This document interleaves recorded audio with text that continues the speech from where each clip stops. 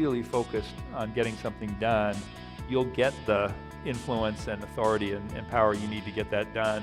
If you're focused on getting the influence or the authority or the power, you'll get corrupted or turned away from your mission.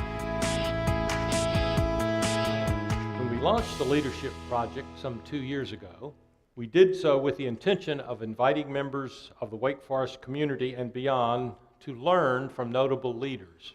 Tonight, we are pleased to welcome Jonathan Reckford, the CEO of Habitat for Humanity International.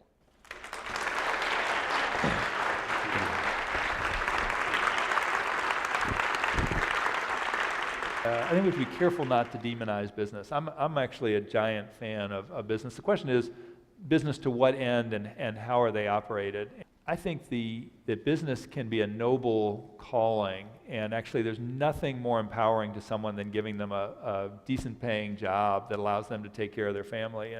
And so I think we desperately need more, community focused and community-minded business leaders to create great companies that create great jobs. It doesn't actually matter what you do in your 20s.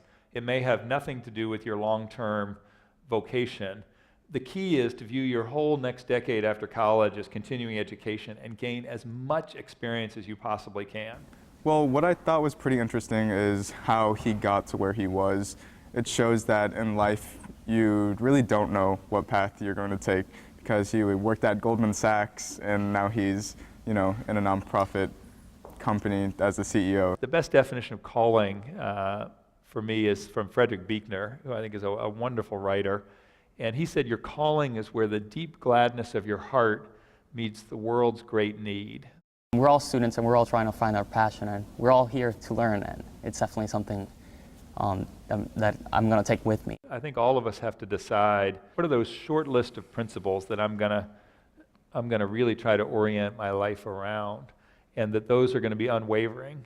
What will stick with me is just to really, really champion your passions and to not be afraid to kind of link your passions to new interests, and to make sure that wherever you are and whatever you're doing, that you kind of keep, the benefit of the world at the forefront, and to know that you can do that even outside of nonprofit was exciting to hear. The competency I see the desperate need for are really boundary-spanning leaders that can lead across functions, across cultures, across geographies. Virtually everything we do ends up crossing a bunch of boundaries.